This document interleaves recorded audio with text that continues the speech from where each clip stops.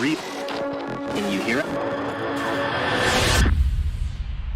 Welcome to Relay.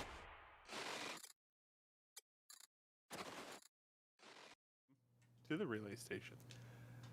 Thank you very much, Nakara. I'm glad that was the intro this week. It was nice, warm, well delivered, thought out, polite, and I quite frankly don't think we need to do another introduction.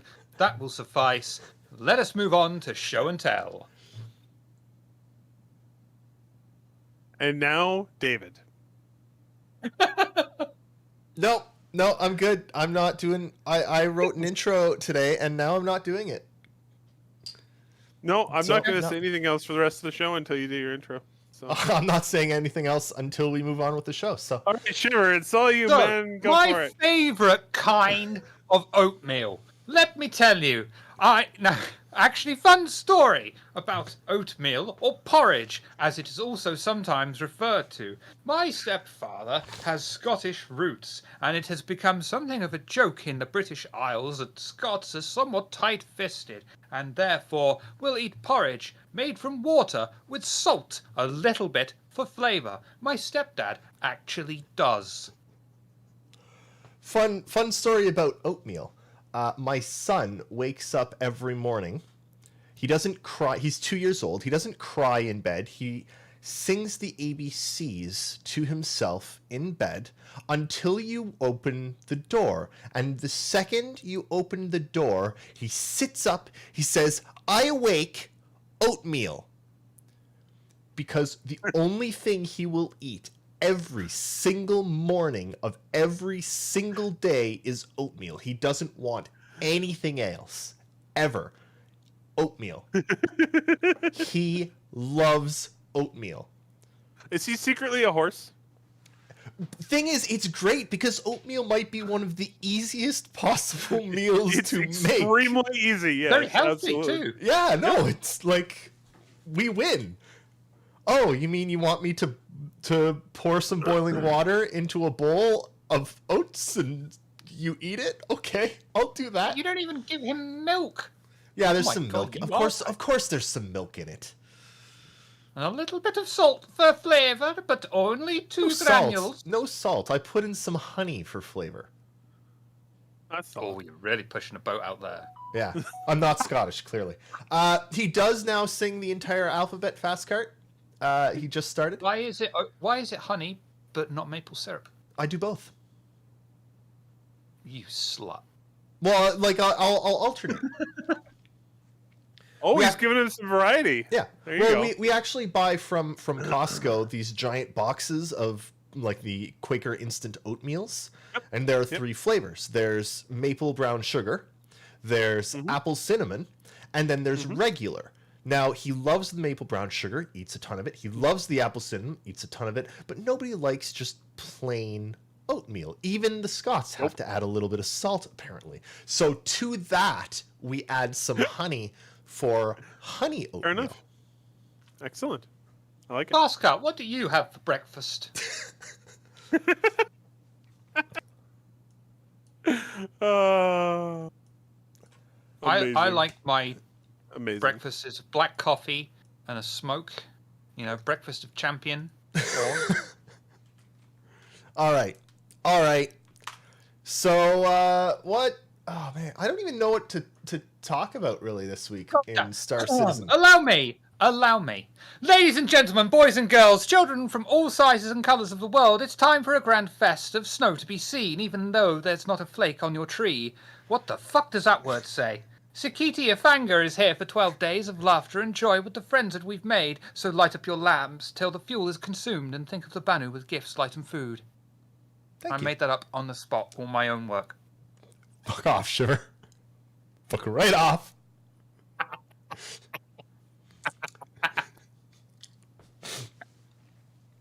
Ugh.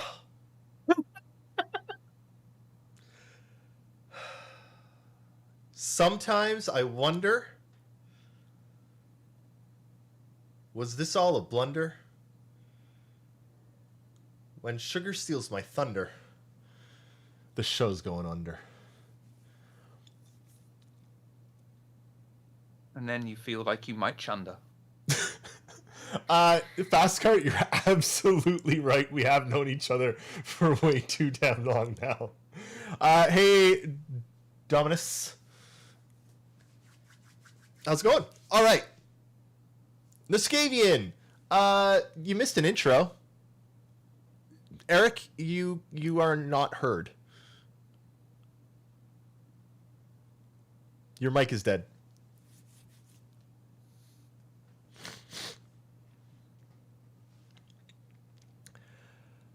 Hello. Hey, how's it going? I'm fine. I don't think it's dead. I think it just got disconnected somehow.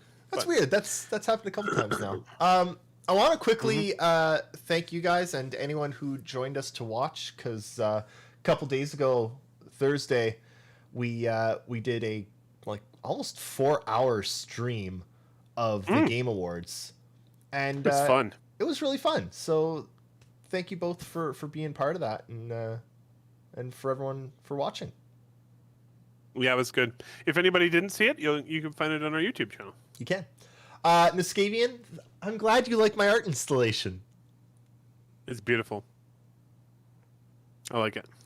I really think it is. You know what you should do, Dave? What's that? Eric, we can't hear you again. Your mic died.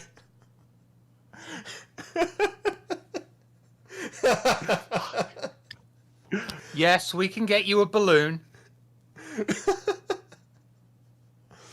Oh. Was it two? No, was it 2 years ago? There we go. Okay. Yeah, Sorry. this was David. This is like 2 David, years I have ago. an idea. What's that, Eric? I have an idea. You need to cut I'm guessing that's like 3 to 4 feet of Christmas garland and hang it on the wire. Oh, around that? No, on the wire. It'd be great. Yeah. You should use tinsel to cool your CPU. What I should actually do is I should take tinsel and I should tape a piece of tinsel on the tip of each fan blade. Tip of the fan. And then spray fake snow all over. Yeah. Yeah. That's right. Yeah. Be great. Be great. Oh man.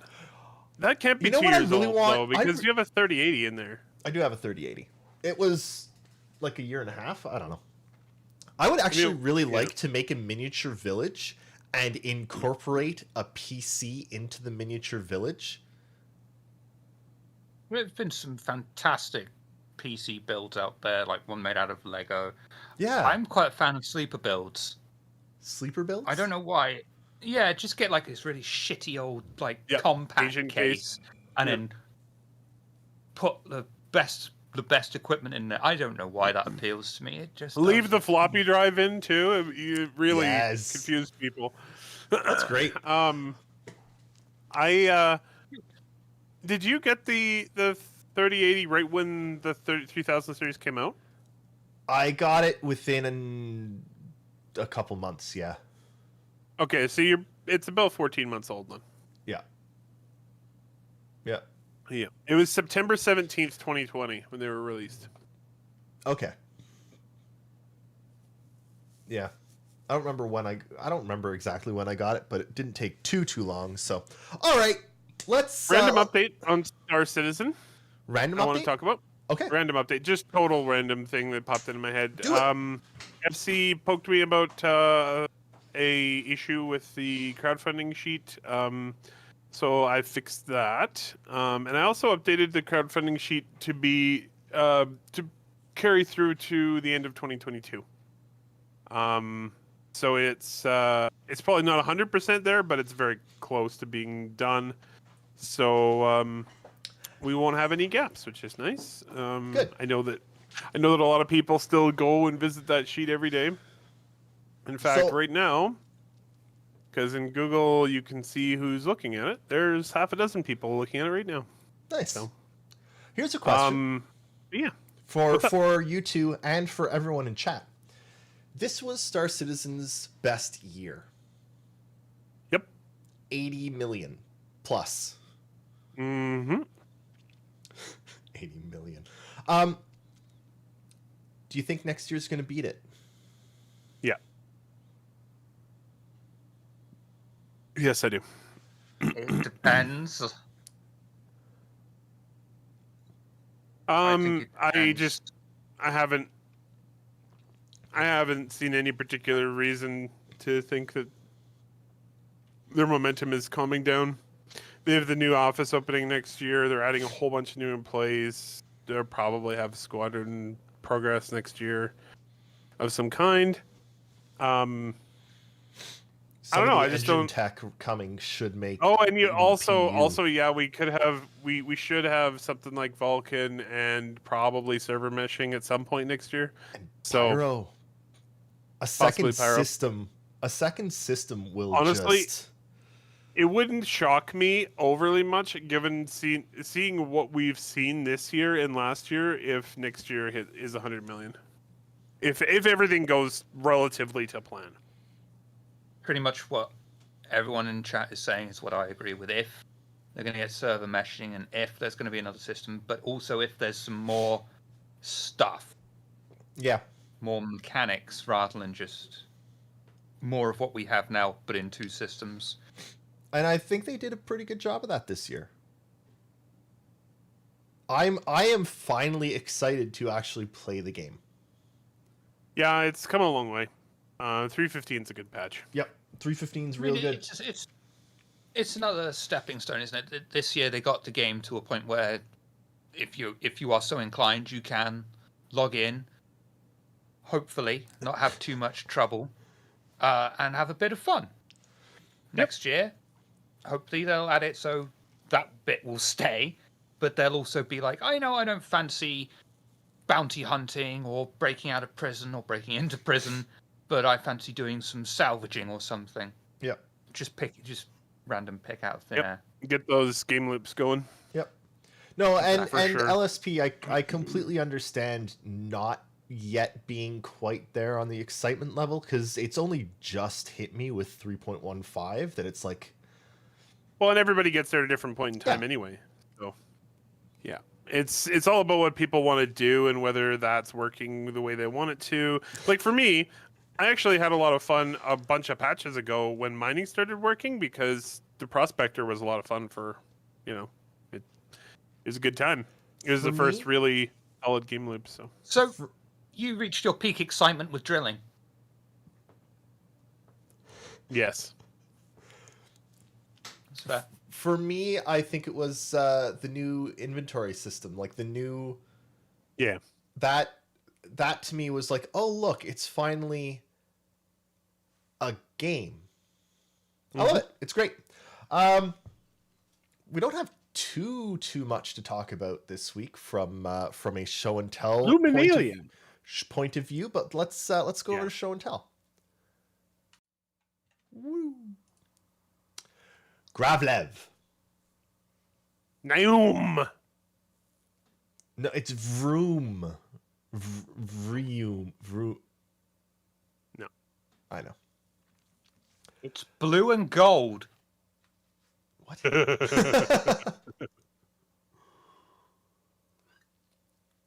I like that they're. Oh no. Go ahead, Shiver.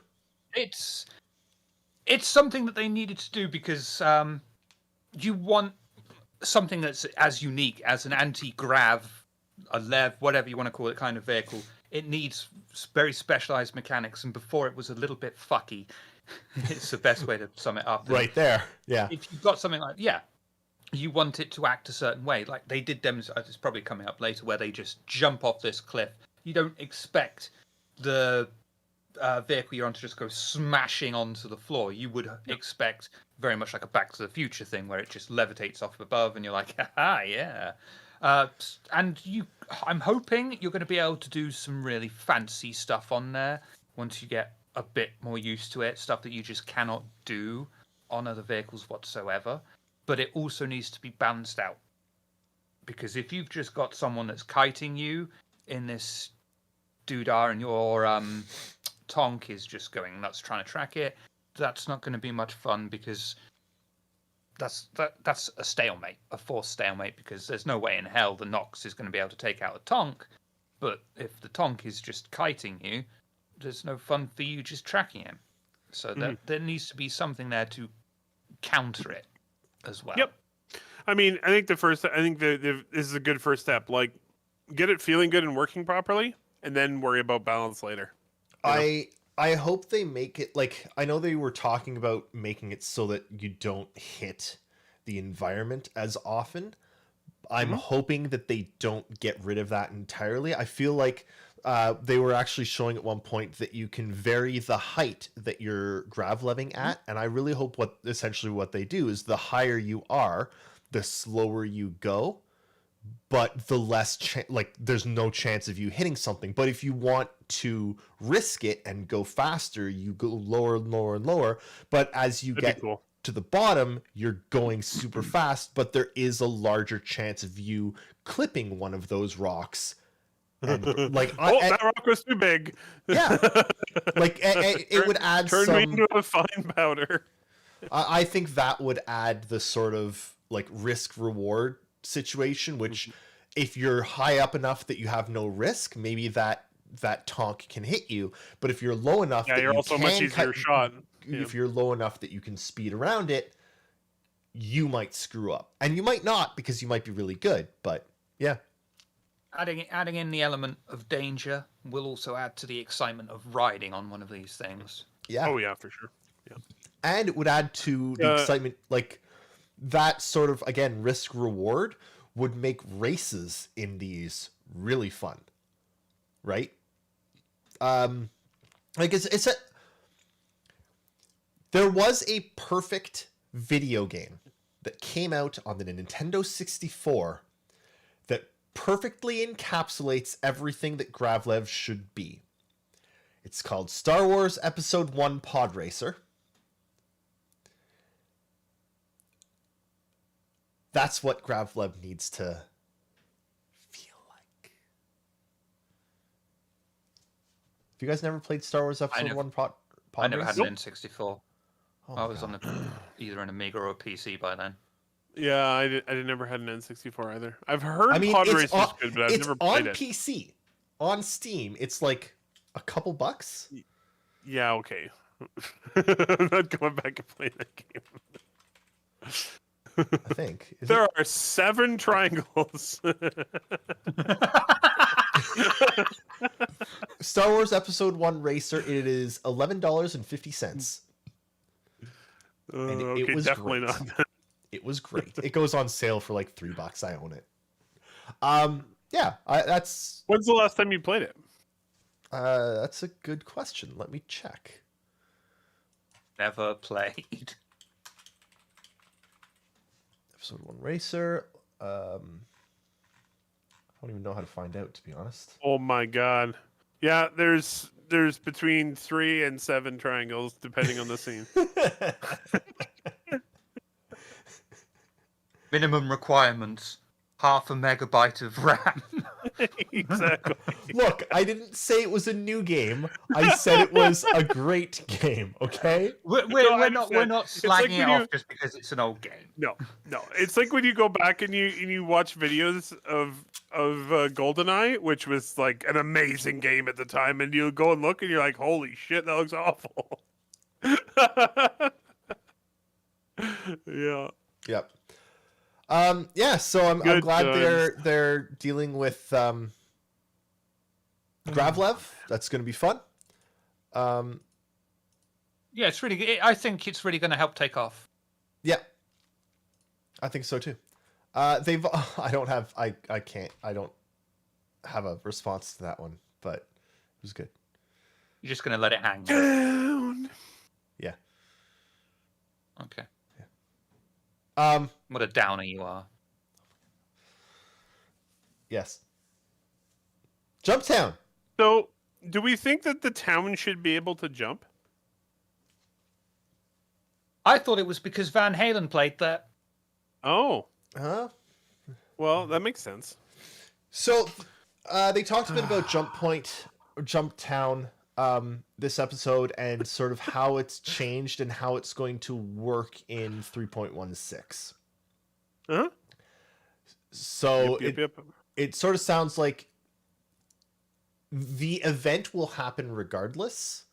You don't have to accept a mission to know where it is, but if you want to accept a mission, there will be a good person mission and a bad person mission. And those And will it'll tell actually you. give you markers where these things happen. Yeah. It'll tell you where they're happening. Yeah. Which is good because, I mean, especially now that there's going to be 3 locations where it can happen, it won't always be happening at the same location. So that adds a bit.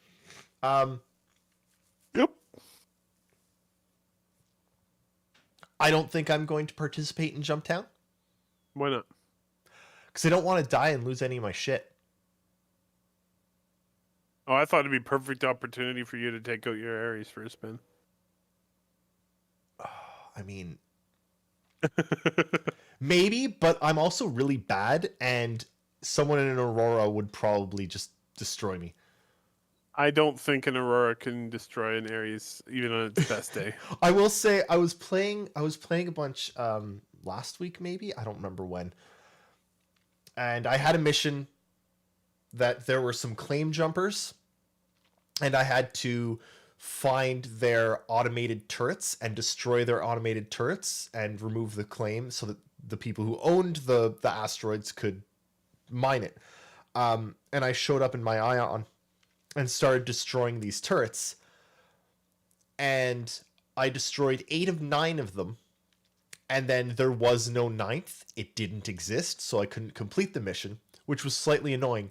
But it was also really fun because as I was trying to destroy these turrets, every minute or two, no, unfortunately not 7 of 9, every minute or two, like 3 or 4 enemies would show up in prospectors Oh, cool. against an Ion. Bam! Dead. And Bam! Dead. Bam! Dead. It was really fun target practice, I have to say. And I was kind of annoyed that I couldn't complete the mission, but also happy because they just kept spawning, and I was just like, just blowing shit up. It was great. Excellent. Yeah. That sounds like fun. Hopefully they fix the mission logic on that one. Yeah. But, One thing I want to know. Yeah? Given how far future Star Citizen is, right? Like, it's really far future. Yeah. Why do they still have an egg timer to display please wait on computer terminals? Shiver, Nostalgia. when you go to click save on something, why is it a floppy disk? Why is it a floppy disk? I have a much better question. Star Citizen related. Why when you go... Why does some of the stations have CRT monitors? Why, when you go to click on your phone, on your cell phone, which is a rectangle, what is that C icon? I don't know what you're referring to. The hands, the green thing there. What is that? Oh, why it's is a handset. I know, but I thought it was boomerang mode, so if you throw your phone, it comes back. I mean, that's definitely what it's for. Don't also I mean, it's legalese here. Relay is not responsible for any destruction of cell phones related to experiments after this episode. Yeah. I mean, I think the answer is fairly obvious why the MFDs are green. Why on the what was it? Was it the raft that we saw some preliminary updated MFD work, and they were all liney and looked like they were looking out a camera from the 80s. What was that? That was not the raft, I don't think. Maybe it was. I think it was the raft. Tractor beams and one other thing. I can't remember, but yeah, I know what you mean. The remote stations for controlling things. Yeah. It's because it's cool. Yep, a rule of cool. Exactly. There's That's no also reason. why the CRT monitors. Yep, it's because it looks cool. We want to show that this station's old. It's going to have CRT monitors. Never mind the fact that CRT monitors have been gone for 1,000 years before this. Like, and this is a valid question here of like, why are there monitors anywhere to begin with? We because have people are familiar with them. no, but we've got a pop-up hologram on our wrist. True, that is a good point. Why would there be a monitor anywhere that you have to touch when on our wrist computer we have an interactive hologram? Doesn't make any sense. You should some really, people- you, Well, you should really write an the- email to Dave Haddock. See, the wrist thing operates on 110G, and there are some people around that are really fucking thick that think if you have any kind of 110G device, it gives you COVID 2019. Wow, that's I'm surprised in 2945 or whatever we're at now, they haven't gotten rid of COVID-19. 2951. No, because people don't wear that fucking mask and keep going fucking out and then fucking complain about, oh, why is there a lockdown? Because you selfish Karen, keep fucking going out because you can't breathe in a fucking mask, you dipshitted person. I like to bring up every once in a while the fact that Sorry. I mean, sorry. That's perfect. That's No, my- it's not my your wife- fucking choice. Wear the fucking mask, dickhead. my wife was a nurse for 10 years. Guess what nurses wear and doctors wear all day for like Suspenders. 14-hour shifts. Yep. Yes, suspenders and underwear. Hopefully, And then just a lab coat and that's it. yeah. At least that's what I've seen in the movies. Fair enough. Oh man. Also applies to judges. So, Jumptown. I wanted to talk about this a little bit. Their level design has come a long way. I remember when we just had the little habs that were just like plopped. I mean, there will obviously be a lot of those too, but their level design here for these looks pretty good. It looks good. excited. I'm really interested to see how this turns out actually, because if you look at the locations, clearly what they have done is made it so that like the front entrances are covered from the ground, so you can't just sit there and peg people off as they come. Like there's overhangs to cover people from ships. They've made it so that each little... Everything okay there, Shiver? Yep. Okay. They've made it so that each area is... They're basically mini FPS levels. Yep. Right? They're mini localized FPS levels, and that's going to be really interesting to see how that actually works in game. Is it going to elicit the sort of response that they want, or are people just going to sit further out and wait for someone to land in their ship and then run up to their ship and blow up their ship? Like I it'll be interesting to see how players actually react to this. Yep. In and I'm real sure time? they'll be looking very closely. Yeah. to see how people use the levels that they've made. I'm sure Jake is going to do a lot of overtime watching streams. It's actually based on one of those things that just happened in game naturally, Yes. Yep. and they paid attention to that, looked at it, and said, "Okay, well, why don't we make this an actual thing?" Mhm. And, that's one of the biggest advantages of the way that Star Citizen is developing Star Citizen. These things can pop up, they'll have a look at it, and they'll go, "I like that. Well, Let's see what we can do with it." And then, yeah. like you point out, they will have to balance it, potentially. But that's been one of the best things about CIG, honestly, from nearly the very beginning, right? Operation Pitchfork, that I think is still planned. I mean, it's what we're going to do. It's going to happen eventually. It's going to happen when the game is going to leave from, beta. From beta to release, yeah. But 2043, yeah. But they, October. because Operation Pitchfork was planned, CIG have been planning for it and actually made changes to how the game was going to work in preparation for the eventual Operation Pitchfork. Like they listen to us. They watch us. They watch how we play. And honestly, it's so much more Like I feel like they respect their players rather than a lot of other games that will see players doing something like Jumptown happen. And there's a lot of games that would, remove any of the benefits gained, consider banning players, like take aggressive action against it because that's not how the game was planned to be played. I like it. It's good. It is good. I'm glad they're doing this. What do you think about having what do you think about having the good and the evil option, or the criminal and the non-criminal option? And do you like the way that it's built? So these are all taking place on all three locations are on the same planet, right? I don't know, actually. I'm not familiar enough with the I locations. don't know. I need to know. Does more. anybody in chat know? Are all three of these in the same world? I think they are. They're all in snow, at least. The thing that concerned me is that if you take the bad route, if you do have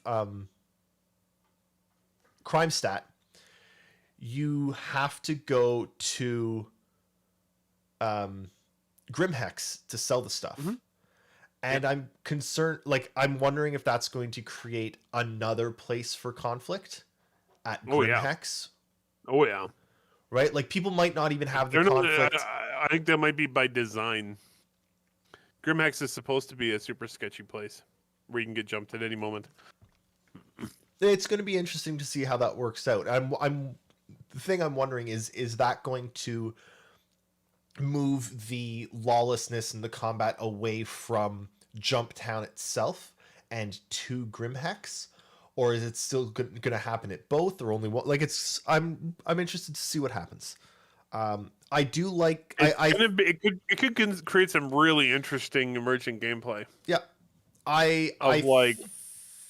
people who. Go ahead. Sorry, go on. No. I was just gonna say, you could even be like, "Oh shit, I wasn't able to catch this guy. He's leaving right now," and you can tell your buddy that he's gonna show up in Grimhex in 3 minutes or 5 minutes, and they could be waiting for him. It could be fun. In theory, the criminal route is more supportive of the dedicated or more erring towards PvP method implementation. So if you are criminal statted, you've probably already engaged in PvP, most likely. Not entirely possible because fuck-ups happen. But you should be prepared to do PvP at any point, and it's encouraging that to just come out naturally, so to speak. But I am kind of looking forward to the people who were like, I did this on the crime stat, and then I got griefed when I was taking it back, and it's like, you kind of put yourself in for PvP by engaging in PvP.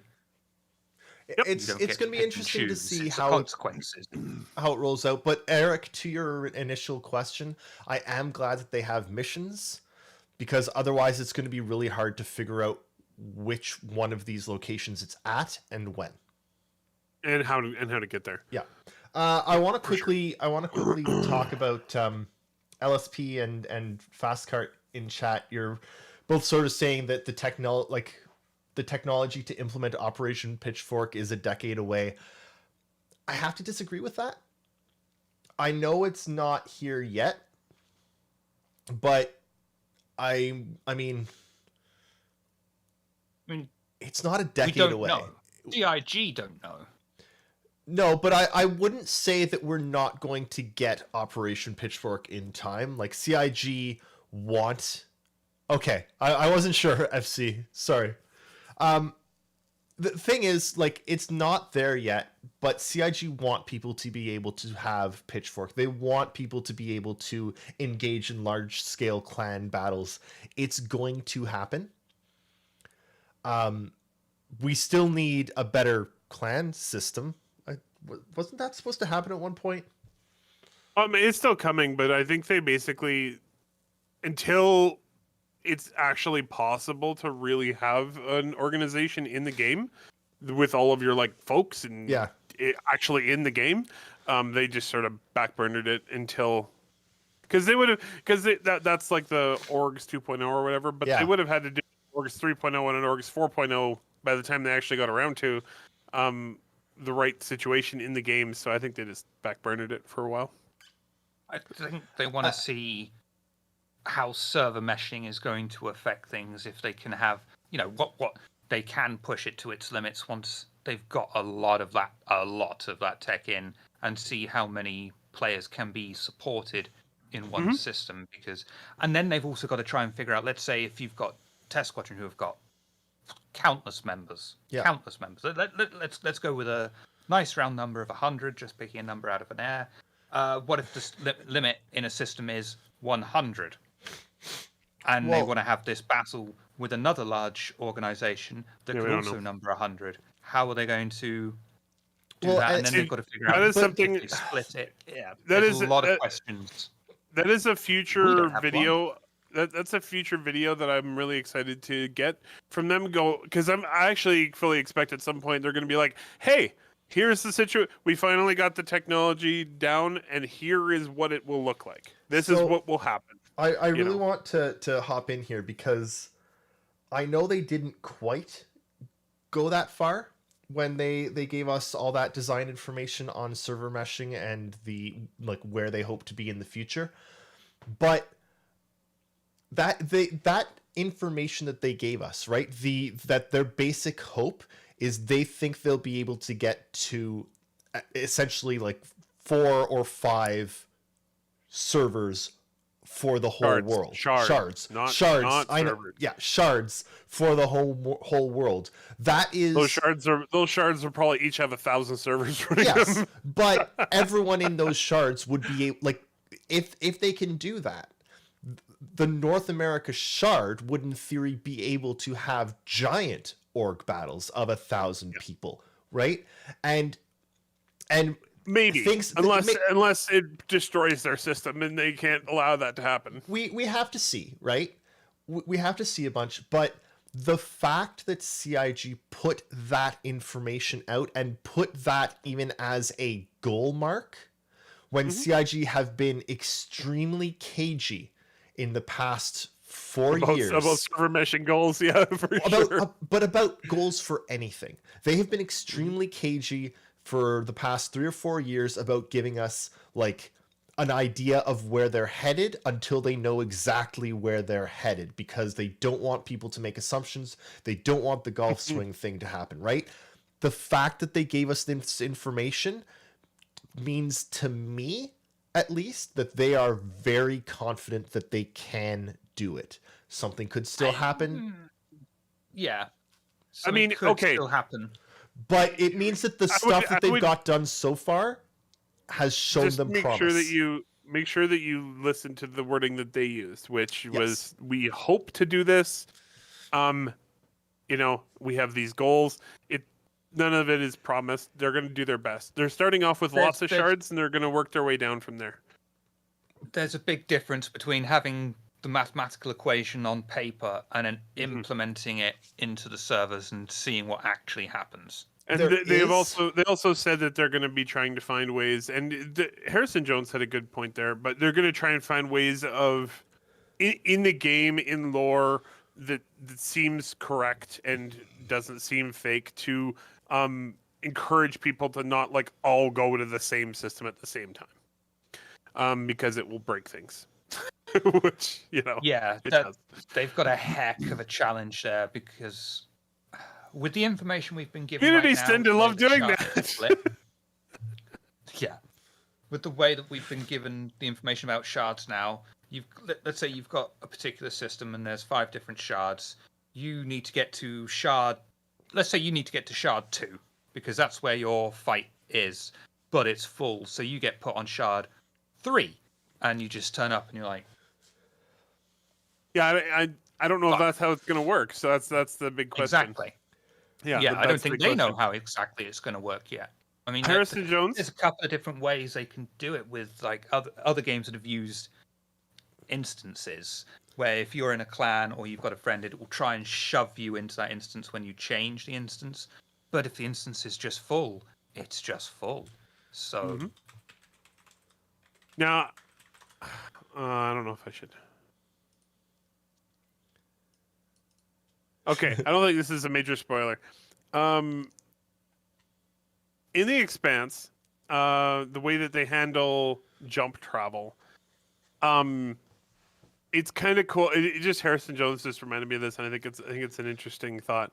In The Expanse, when you're jumping from one system to another, for reasons I am not going to explain whatsoever, there's like a bug kind of in the system, and you have a chance of what they call going Dutchman, or your ship just disappears and you never is seen again. And I'm just it just reminded me of that. Having jump points become unstable when too many ships go through them is kind of an interesting thought. And they left themselves a lot of leeway there because they have in the past described jump points as like these almost living entities that can be very unstable, can change, don't always have a stable entrance and exit. So they did give themselves a lot of room to manipulate jump points, and they could possibly do something there. You know what might be interesting, and we have to see, but one of CIG's stated goals. I'm gonna get off this because we don't need the video playing over and over anymore. One of CIG's stated goals for a long time now has been that it will be very difficult to tell the difference between an AI and a player. To be fair, they haven't mentioned that in years. We'll see where they get to on that. But yep. Let's say, to Shiver's example, that the server limit is 100 people. Or shard limit is 100 people, and your friends are all fighting on shard 2, or your org is fighting on shard 2 at a certain location, and you're on shard 3. And you show up. And rather there being no battle happening there, what if the battle was actually happening, essentially mimicked with AI or with whatever players are on shard 2? I don't understand. What, the AI mirroring what the players are doing? Not exactly, but in in numbers, right? Because if you've got your organization has a target, they know that org, like, I don't know. I don't see how that could be implemented without mind reading technology. Well, obviously that's the next step. Oh, totes, yeah. I mean, brain-computer interface. I've seen episodes of Black Mirror that do that. Yeah, and it's always worked out really well in that. Definitely. This is part of the problem too. Is we just don't understand how they're going to decide on the fly what happens, because based on some of the things they've said, I think that they might just spin up another server to support that battle, and it wouldn't be in a different shard. It would be in the same shard, and just spin up another server to support simulating, whatever giant capital ships are in the battle. And isn't that the entire point of server meshing? The idea that yes. if they've got 100 dynamic people, server meshing, right? Yeah. They've got 100 people in this location, and 50 more show up. They have to split those into 2 servers, but it's done dynamically, and those servers continue to talk to each other anyway. It should be invisible, theoretically. And people are able to shoot. They've said that people should be able to shoot server to server and such as well, right? So you should be able to actually have the combat happening on 2 servers. That was the old implementation. The new implementation, no. I think it's still there. Yeah. No. Okay. No. No. I don't know. They might. No.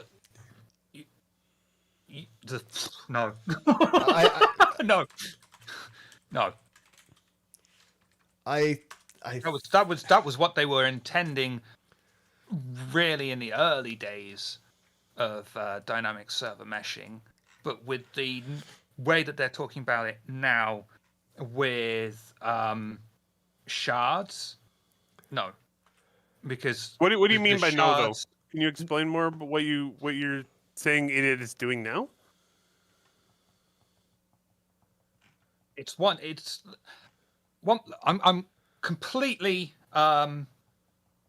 simplifying it right now. So I'm going to explain it on a smaller scale rather than the scale that they're actually implementing, but the theory is the same. One planet could be one server, we'll say. That server then has X many shards. So let's say 5 shards for that. And each shard is a mirror that's the other of way the around. original shard. It's the other way around. What do you mean? The shard is the big thing, server. not the small thing. So like a shard is all of these systems in the game, and it's all of the players. But I'm putting it into a smaller scale. Oh, okay. Rather than saying, the planet is representative of the entire universe, and then the shards are within that. Think of I'm just putting it down to a smaller scale, rather than saying the entire universe, because that would be madness to explain. But just for the example, the server is a planet. Mm-hmm. The planet is then split into 5 shards, but the shard A is the primary shard. So you put your base there, and then it gets mirrored to shard 2, shard 3, shard 4, shard 5, and so on and so on and so on. But those shards are independent, but report back to each other. Mm-hmm. But the master shard is where things matter. So if you blow up a base on shard 1, that base will then despawn, derez, whatever you want to say, on shard 2, shard 3, shard 4, shard 5. But if you blow up the base on shard 2, it doesn't affect it on shard 1. Mm-hmm. So there's the communication is like that of this has happened here, report back. But it's not a simple matter of I'm on shard 2, I see that guy over there, he's on shard 1, fire. You don't see people on different shards. You can't shoot between shards, but you can shoot between servers.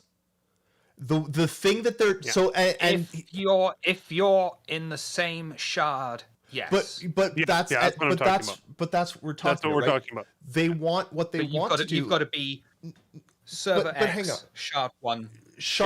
A shard is like a normal server on an MMO, right? You go and you play on hydroxychloroquine server, right? That is your server name. I don't know why. It's the first thing that popped to mind. Don't at me. That is your server that you are playing on, and your server population will go up and down based on how many players are on that server, but those players are always only on that server because there is no meshing. The thing that they want to do with dynamic meshing is essentially greatly increase the amount of players they can have on one server, or as CIG are calling them, shards, because the shard is a mesh of servers, and they want to be able to they say that they want to be able to dynamically mesh those servers. Before we can call the feature complete, we need to take another big step, which we call dynamic mesh. This step will allow us to dynamically mesh server nodes together and then scale the mesh dynamically based on demand. That's the idea of if you have 500 people show up at one place at one time, the servers will mesh and be able to talk to each other in order to support the 500 people, right? That's what they're talking about really is the shard is almost a latency based accumulation of people. That's why they're talking about getting down to 4 or 5 shards, because North America and Australia are separated by too large a latency for it to work. But still they want North America to be one shard made up of hundreds or thousands of servers that can support the entire population of players.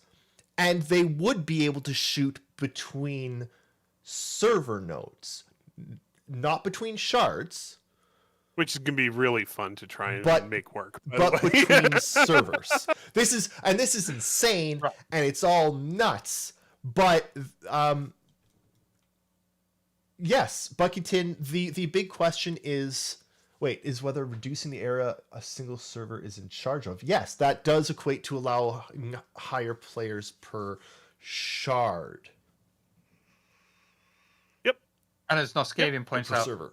the way that they're doing it is also in reverse, which is Yeah. confusing as fuck. It's really, really confusing, but their stated goal is that, and they don't know how big they can make shards at the beginning, And this is right?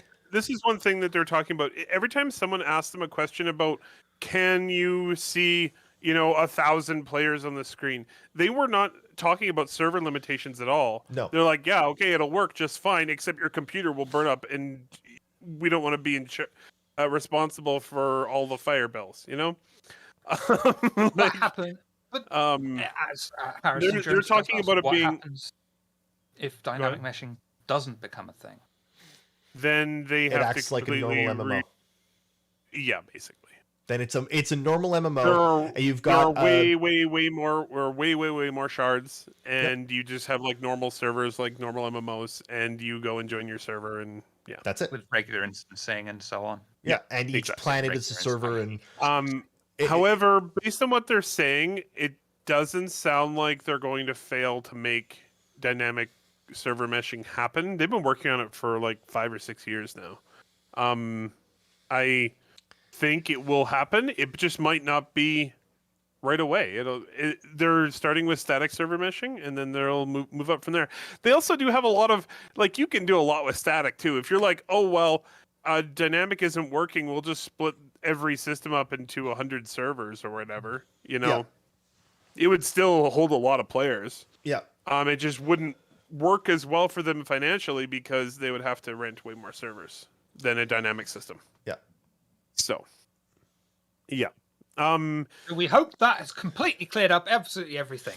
It's no, Noskavian- and this is why we'll need along the road. We're going to need several times for them to be like, okay, we're implementing this feature. This is what this does, and give like real in-game explanations for what is happening. And Noskavian, you are right. so.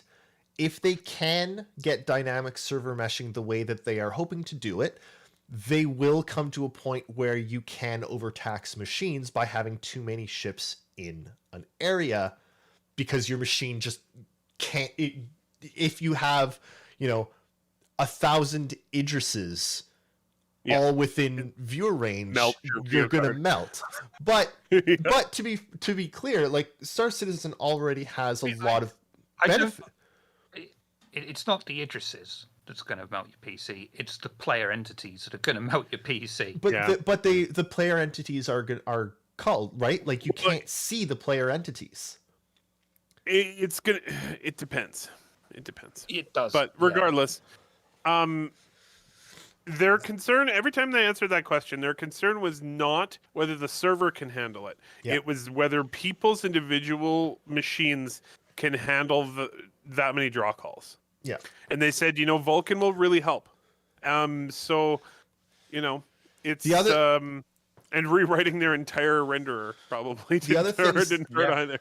The other thing that will actually help is honestly just the size of space. Yes, it Like, will help you- massively. Even right now in Star Citizen, you have to get really close to another ship to see that ship. In combat, normally you're not even seeing very much of the ship you're firing at. You're seeing the little reticles around them. Your PC isn't drawing a ton for that ship.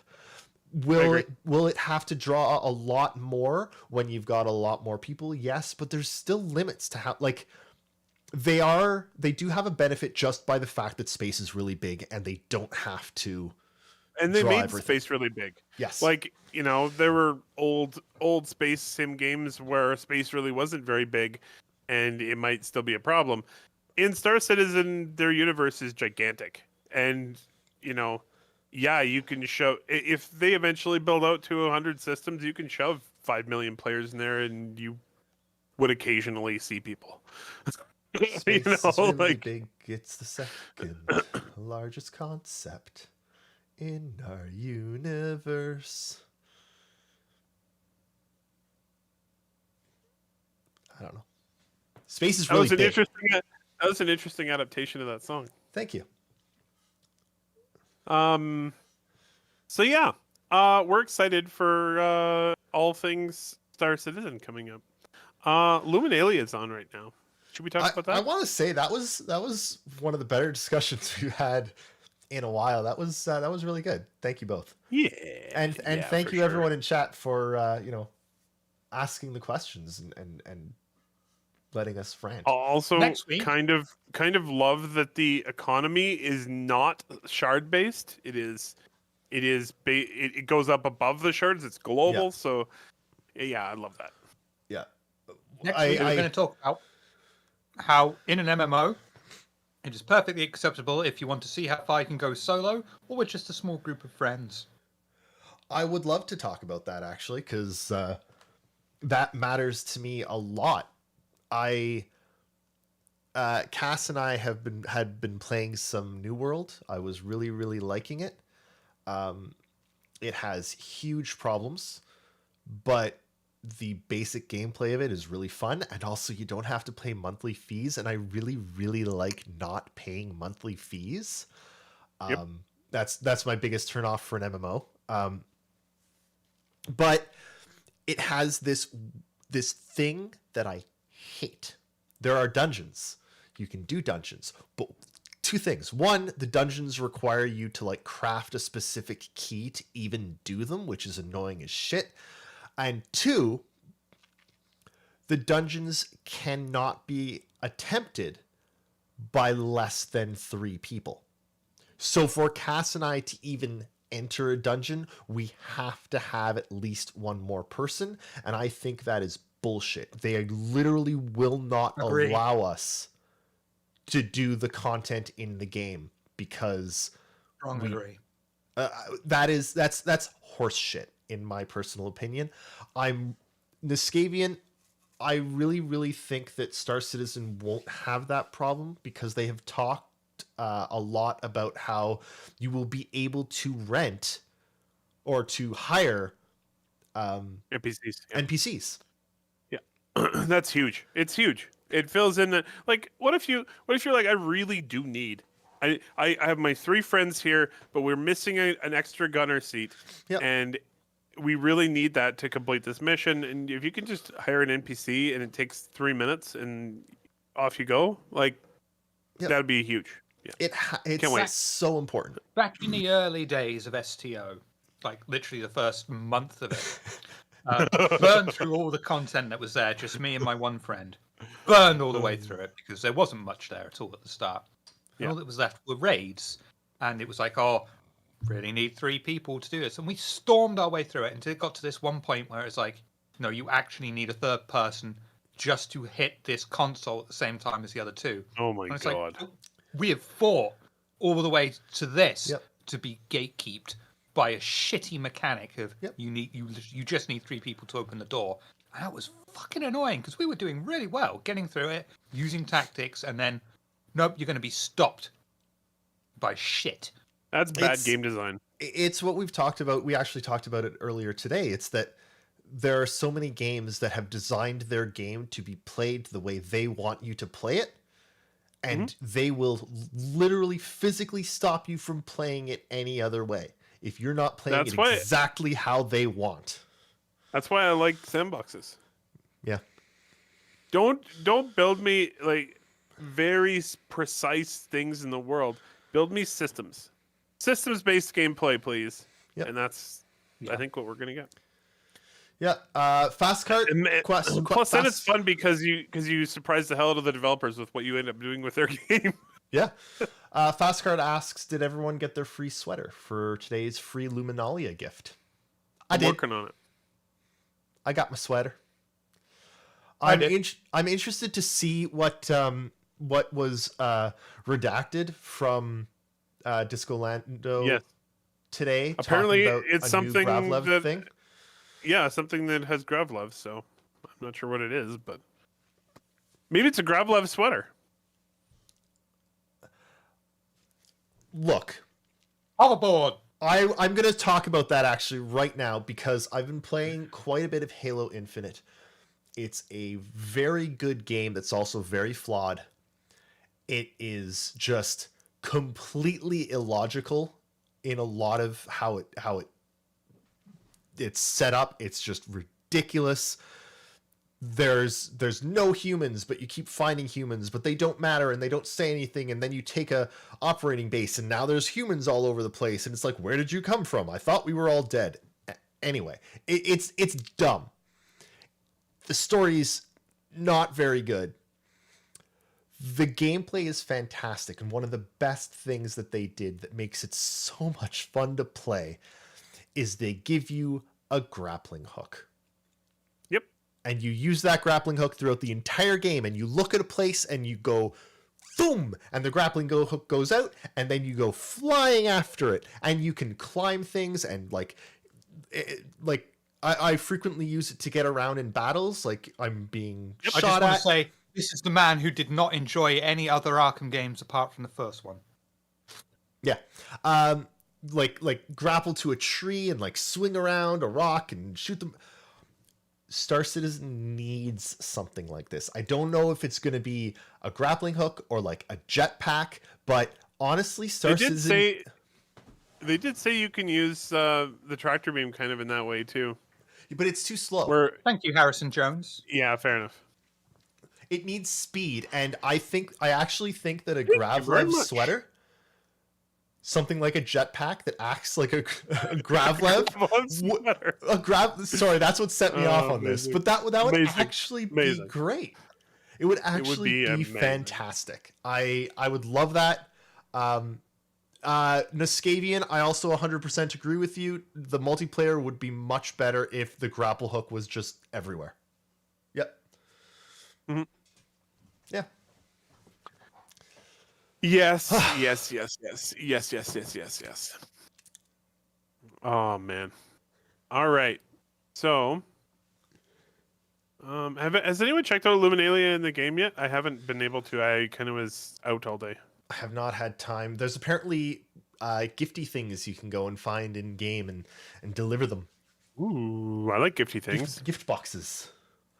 But I have not had time to get in game. It's been There's this screenshot in the busy. Luminalia thing of someone who has like, I'm guessing 173 gifts in their ship. Yes. That's a great screenshot. That's a very specific number. I took a wild guess based on the screenshot. Probably way off. Niskavian, speaking of baked in, CIG needs to drop the hangar module for the Endeavor and make the hangar part of the base Endeavor's hull. I really think Agreed. that the Endeavor is going to need a full rework, given that hangars just work completely differently now. I think the Endeavor is going to get possibly one of the biggest reworks that we will see. I genuinely hope they make the Endeavors smaller just to annoy you.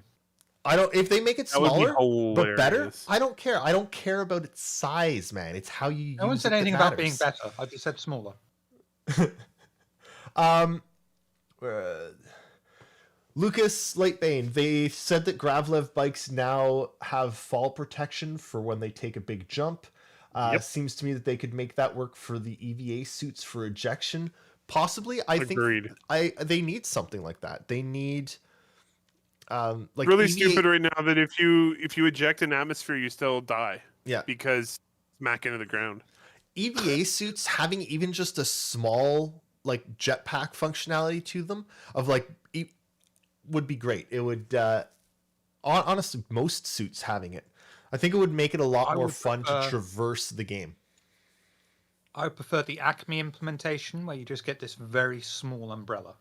I love it. I actually think what they should do is when you eject, it plots your fall, and before you land where you're going to land, it shoots out a like a big screw that screws itself into the ground, and on the other end of the screw, there's a really big spring, and you just land on the Oh. spring, and Wouldn't you You just have get me shot at way big up in the air screw. again? I personally think that it should be exactly like David's idea, except on the other end of the screw is Another screw? A bouncy castle. bouncy castle. Yes, I love that. Just into this giant bouncy castle. Big jelly. Yeah, I was also considering that. Hang on though, guys. This is actually a great idea because your base model has just the red screw, but then you can buy upgrades like cosmetic upgrades. They do the same thing, but you can buy a cosmetic upgrade to turn it into a big bouncy castle or a giant thing of jelly or like a tree that you hit the branches and Amazing. it would make them millions. Millions. Pretty much everything they do seems to make them millions. Yeah, so. it's true. So I just realized this, and it makes me so happy. If you go and look at the Luminalia page on the RSI website, the big banner at the top that has Pico on it on a snowboard, there's a picture in the background. There's another Pico that is going like head over heels, falling off his snowboard in midair. And Yes, it's there great. is. I like that. He's having a rough ride on the snowboard. That's good.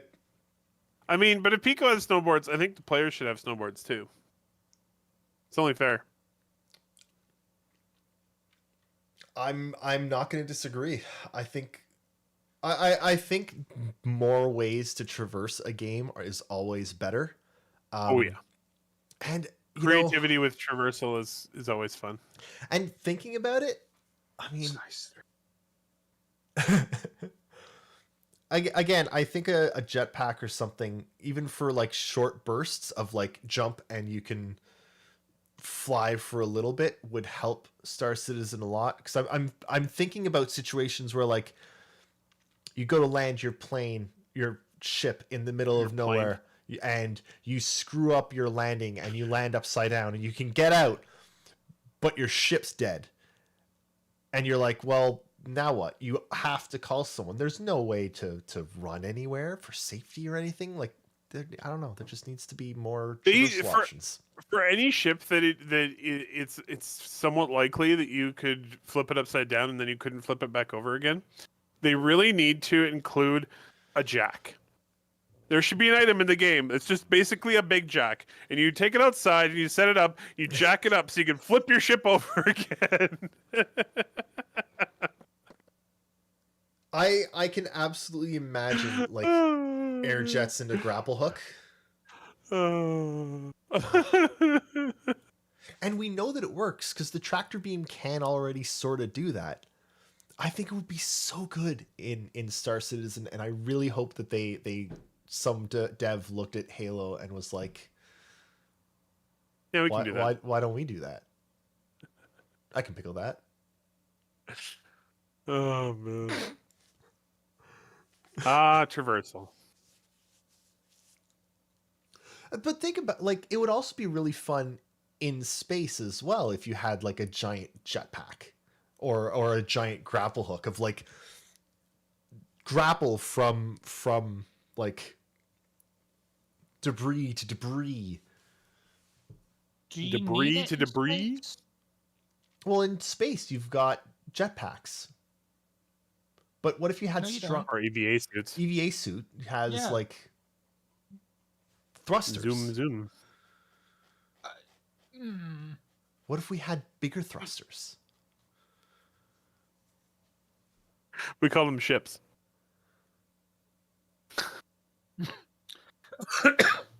But the smallest of ships is like 14 people long. That is true. Argo says no. But yeah, it's only 3 people long. Fair. Or 4. Somewhere in that range. Or 2 Dutch people. I mean, we are supposed to get mech suits at some point. Yep. And that'll be fun. They're coming. Not soon, but they're coming. Yeah. They need to fix a whole bunch of other problems before mechs get in the game. Yeah. I want that would be a great thing to have as a module for a tally. What's Just that? a drop, Oh, like mech drop. Like instead of your bombs and everything, you've got two mech drop modules. Each one just has a mech in it, because I love that idea. and you're flying along, and you just drop the mechs, and Ooh. that would be so Now, good. let's combine your idea with Noskavian's idea, right? You get into a torpedo that is fired off into space. Mid-flight, the torpedo transforms you into this giant mech. With a sword. Sword is optional. What else is optional? I kind of like that idea. Oxygen. Yeah. Very optional. Oxygen not included. Yeah. Yep. I mean, who doesn't Batteries want not the option included. to be fired as a torpedo?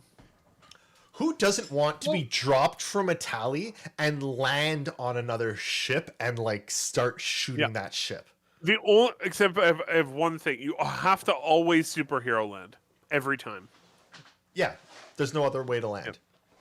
Yeah, no, there's no other way to land. There's You actually gotta a superhero land. list of possible options for ways to land, but if you don't pick superhero landing, you explode. You just blow up. Yeah.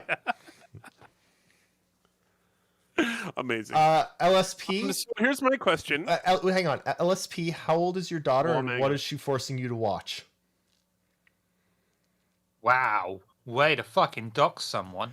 No, just depending on age range, I'm starting to have I'm starting to collect a series of like good No, it's very rude to ask a lady her age. 11. 11 is bad. My daughter's 10. Oh, and it's bad. the try not to laugh videos. Yes. If it was any younger, I'd suggest looking into Big Block Sing Song because they're phenomenal. But I don't think that'll work on 11. Sorry. Nope. Here's my question. I'm going to aim this one at Shiver. Sugar? Okay. Yeah. Do you think mechs will have systems like ships, like power and power distribution, components, and so on? And so, do you think they will, and do you think they should? Yes and yes. 110%. Will not accept anything less. Absolutely. I want modular mechs. I want components on mechs. I want a power system on mechs. I want the whole goddamn thing. I want more in-depth system than MechWarrior 5 even has. Give me my fucking mech. I'm allergic to Like, non-mech talk now. 8 years from now, we're gonna be like, "Where's Shiver? We haven't played with him in Star Citizen in a while." Oh, he's been on Terra 4 for 6 months within his mech, just wandering around killing stuff, I just like killing. just like killing. You know what? I just take a walk around the planet. I start at one point. By the time I've made a full global epic scale of it, it's respawned on the other side, so I can just start again. Makes sense. Why do you ever need to leave? Really? Why would I need to? I've got a mech. Yeah. Exactly. Yeah, you're good. And I'm Oh. insisted it's going to look like Unicron. Ooh, nice LSP. So I have a question for the audience. Our very good friend, Jake Bradley, named this episode of ISC. Good question. Should he be allowed to continue naming episodes of ISC? Personally, I think that this episode of ISC is the best named episode ever of ISC. I agree. I thought there was a question. What's the question? This is an obvious answer of, duh, yeah. The name was Neum. Yep. The exact name. Let's see if I can copy Right there. paste this sucker here. Oh, you put it in there already? Okay. This. Shiver, why do you have a COVID variant in your hands? Ha! It's all right. I have the immune boost for it.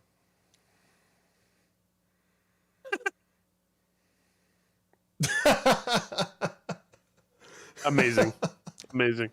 I'm impressed you can fit that inside your veins. Mm-hmm. I As you was can born with them possibly in my tell, veins. They extracted it. as you can possibly tell, we have completed our Star Citizen stuff to talk Is it about. bloody Christmas yet? No, but I'm getting excited. Fancy you. Ooh, look at you. Your country celebrates Christmas. Yeah. Oh yeah, I'm sorry. When are we gonna have mechs? I actually I don't think we're gonna have mechs for maybe 2 years. But Yeah, that's about right. do you think that there will be mechs in Squadron 42? Well, yeah, that's basically the question. If there'll be mechs in Squadron, they'll be happening sooner. But also, if there were going to be mechs in Squadron, I think they would have already happened. I think if there's mechs in Squadron, though, I think they might want to keep them secret and not there's going to be stuff in Squadron that they don't give us in the PU until after Squadron. Oh yeah, for sure. Yeah. I recall some video that they released not too long ago. Yeah, they that talked actually about it. had a Titan suit under construction in the Yeah. video, didn't he? Yep. Yeah, Is and then there they're gonna be like, a "Yeah, it's not coming anytime soon. Don't get too excited." But neither is Squadron Is there 42. going to be a difference between a Titan suit and a mech? Yes. Okay. Yes, and Titan suit is more like armor. Mech will be mech. Also, Titan suits can't combine with other mechs to form a super mech. Oh boy, here we go. But Thanks, David. I want, you know what I'd actually like to see first from mechs is not even a combat mech. I think like a power loader, like the mech suit from Alien. an exosuit. An exosuit. Like a Titan suit. Yeah, I guess. Yeah. Yeah, I think there's a lot of stuff that we're going to see in Squadron that either we don't get until Squadron comes out, or they might even fake a bunch of stuff in Squadron, because you can relatively easily fake a drone or a mech in a one-player game, and they don't want to fake anything for the persistent universe. So we'll see Like, what. kind of can't. Yeah. So And also, what are we going to do with the spider drones anyway? mining. Mine. They're mining drones. Fair point. Where are you going to store that, though? Inside a reclaimer. On a moon. Oh, what a reclaimer does, man. No, it's not. Sorry, I misspoke. It's not actually inside the reclaimer. It's actually like 20 or 30 of them on the butt end of the reclaimer outside, Oh my and they God, just that'd sort be of horrific. they spread off like baby spiders. No, they're going to be stored on Spectrum. You know why? Because spiders are web-based.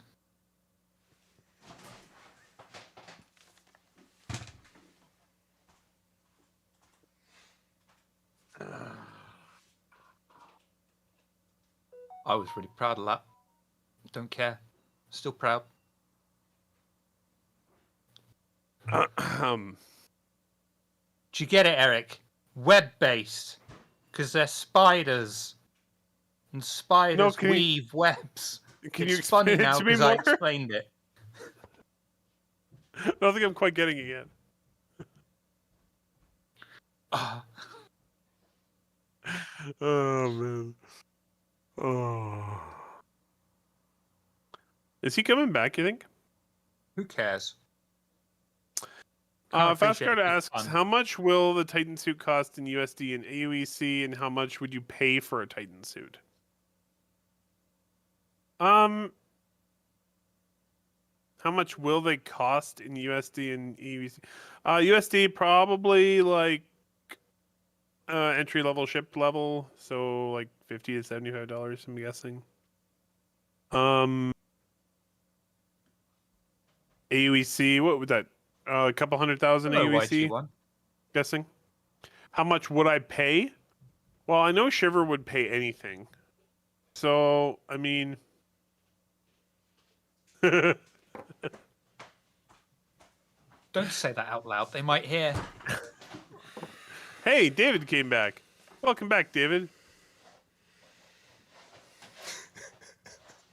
It's got to depend on what you can actually do with the Titan suit, though, as well, and it'll open up a whole avenue of variants if they want to pursue that. Because you could have Titan suits that are specialized in anti-space combat and just have somehow attach themselves to a ship and just let rip. They would, in essence, be a mobile turret. Oh my god, I want to transform. Can you imagine like a Hull E that is just, instead of cargo containers, it's just a series of like mechs with like size 4 guns or whatever they have that just are all like attached to the Hull E? Have you guys seen the concept art for the Titan suits? Not in a while. Okay, I'm gonna link all of it. To be clear here, we are just completely bullshitting about everything that a Titan suit can do. We don't know anything. No, we don't know anything. No. Why would we know anything? You should throw these up on stream just to give you something to do. I don't want something to do. Oh, yeah, that's pretty much what I pictured. Yeah. Oh, God, making me do work, Eric. You know how much I hate work. Where would that? Oh, where's my? It'd be really scary to face off against somebody in one of those type things. Originally, as far as I understand it, originally Somebody in Aurora is gonna lose big. to exosuit. Originally, they were going to be massive, like bigger than a skyscraper, kind of big, but they were too big for one pilot to handle, and so they had to share the neural load between two. That guy, like that guy's scary. Mm-hmm. Yep. He's not scary. I will say Put that they've already better thought out how the human fits inside the suit than Anthem ever did.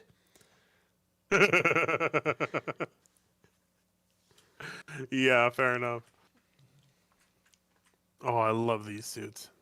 Crazy. Would you I prefer? really wouldn't want to fight against one of those guys. Would you prefer a Titan suit that is really fast and agile and moves like the wind, or would you prefer one that is chunky and moves like RoboCop?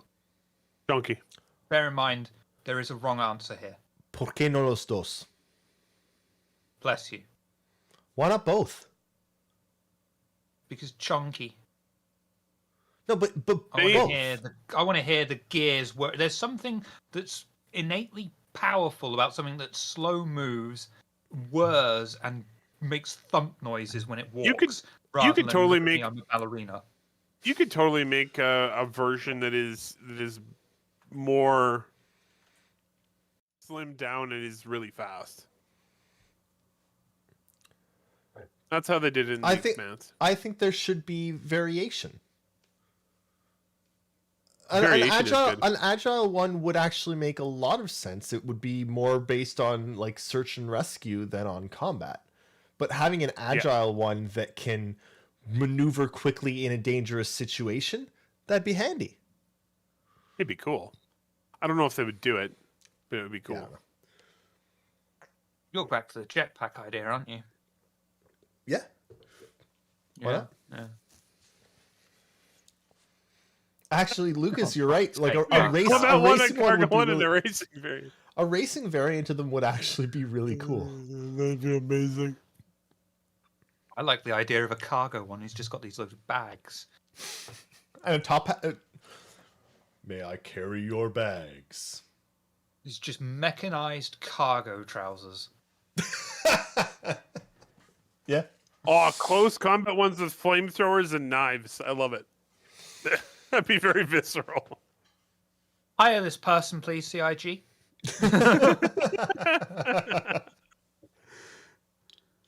no, I do like I can see the appeal of one that's agile and faster, but it would have to be something that is more Iron Man size. Otherwise, it just wouldn't make much sense. But as long as the big chunky one remains big and chunky and has a good chance to literally grab it and rip it out of the air and break it in half. Of course. Yeah, for sure. Yeah. No, I'm thinking of the agile one as something that is like is for a different purpose, not combat. Like, yeah, for moving quickly in a dangerous situation, like David said. The luxury one lets you go to the toilet inside of it, like the astronauts. Well, non-luxury one is like this little panel. God damn it, Lucas, you beat me to it. There should be like an even like a chunkier one. Yeah. Like diving suits.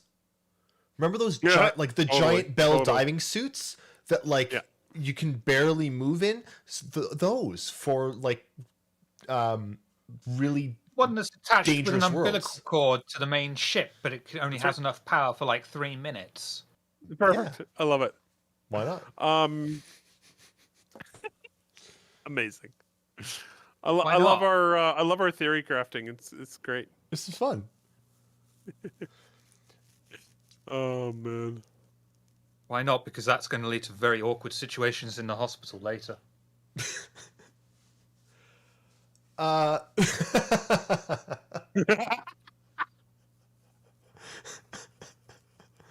was an amazing question. I love that question. Oh man. It will have a hangar big enough for a smaller Titan suit to be inside of it. No, what?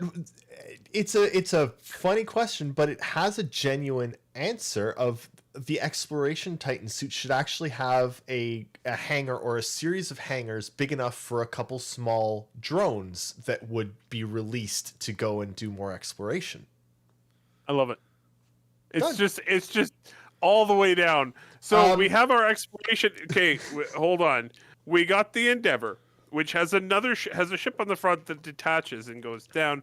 And given the way that Star Citizen goes, it'll probably have a hangar inside of it too, which will have a smaller ship. And inside the smaller ship, you'll have your exploration mech, and it will land on the ground. And inside the exploration mech, you'll have drones that also can fly out. Yes, exactly. LSP, what and when was the latest word on theaters of war? Long time ago. We have not heard about theaters of war in an extremely long time. I seem to remember the last thing we were told was that it would be out soon. Like 2 years ago. 2 years ago. I think it's going to get downgraded to stages of confrontation. At this point, I don't know if we're going to see theaters of war, which I hate because I think we need it, but we haven't heard boo, so. Yeah, no, not much. Hopefully we hear something soon. They did demo it at one of the Citizen Cons. Like, yeah, before, it was pre-pandemic. 2018, yeah, it was 2018. No, it's 2019. 2019. It was 2019. Right before the pandemic. And we were was. told It in was 2019. When I was in the UK. We were told in 2019 that it would be out soon, and it was not. I think it was well received, but I wasn't present, so I never tried it. I heard it was well received, but I mean, they also had multiple devs like looking over the shoulders of everyone playing it and giving them helpful tips and advice on how to do everything. So, you know, I think that it needed a lot of support. Put it that way. So I'm just picturing some poor person in Evo Kati who's just sat there, boots up for the first time, and then Chris Robert kicks down the door, and he's there going, "No, you fucking idiot! Don't fucking pick that up! Fucking shoot that guy! Why are you fucking dead? What the fuck are you fucking playing at? Jesus fucking Christ! Go over there, pick that up, shoot him! Oh, get out of the way! I'll do it myself."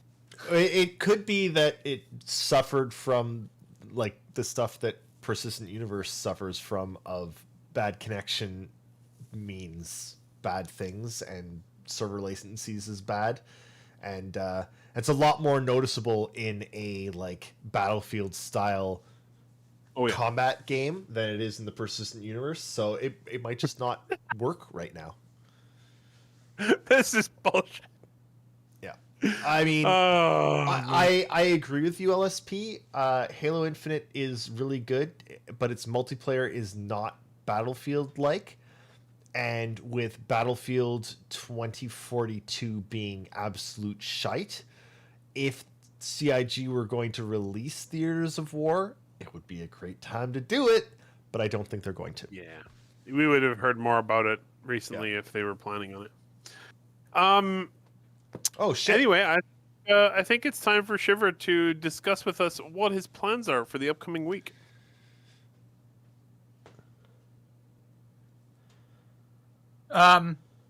This week we might be playing a game if I have time.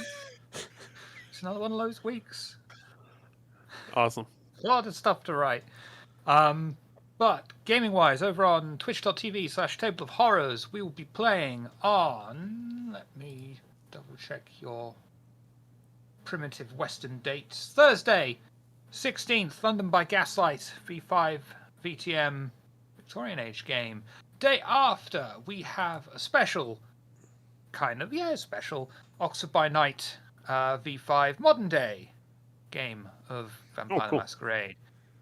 Tune in for both those if you so wish. It's been, because I've brought in this very good player who is also a genius and has made her own game called Wise Women. Check it out on itch.io. She implements this thing where during a particularly dramatic scene, or just after, or just before, you go around and ask the players what their characters are feeling and thinking at that moment, and it's actually added quite a lot of depth to the games. And there's an earthquake. Oh, I could see her chair shaking. Oh, I can see her chair shaking more and more. Oh, whoa, shit. Boy. Oh, are you okay, Shiv? I don't know. I'm feeling pretty shaky. Your internet hasn't dropped out. Holy fuck. That's a lot of shaking. Do they normally last this long, Shiver? Yeah, open the door. That's going to help.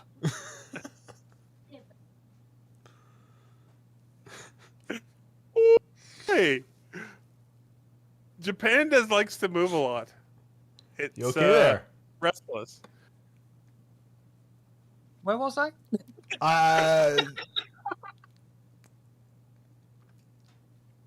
Holy fuck. That was crazy. Oh, man. Wow. You were rocking and rolling pretty good there for a few minutes. Or for a few seconds. There was this one the other day. I'm laying in bed at 10 o'clock at night, reading about Jack the Ripper, because apparently that's what I do. And there was just this really small one. There's all sorts of different earthquakes. This was just small enough as if someone had actually just pushed me. And it scared the shit out of me, I tell you that, because I was like, Jack the Ripper! Oh, for fuck's sake. There was this one time, I was just sat in my chair, and I thought, oh, the wife's home, and she's come and played a prank on me to push my chair. And I looked all around the house. No, it was just this tiny little earthquake, and it fucks with you. It just fucks with you. It's really weird. I've got two monitors on the table, right? And one of them is a 34-inch big bastard. The other one is this 4K big bastard. And we had that big earthquake earlier in the year. That was 7.7, 7.9. And it actually moved the monitors across the table. I don't like earthquakes. Oh, I can imagine. Well, you're living in a good place then.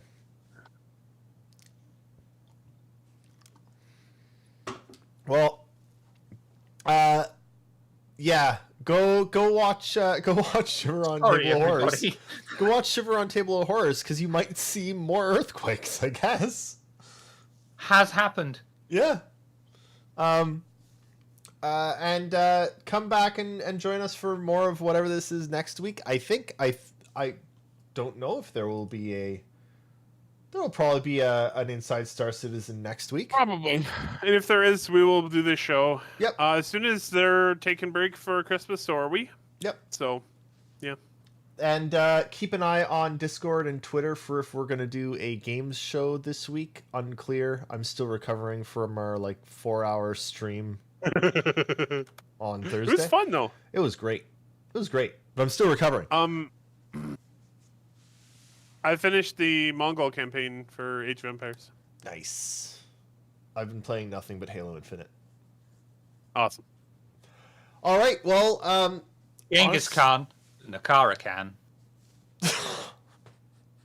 on that note, thank you so much for watching us.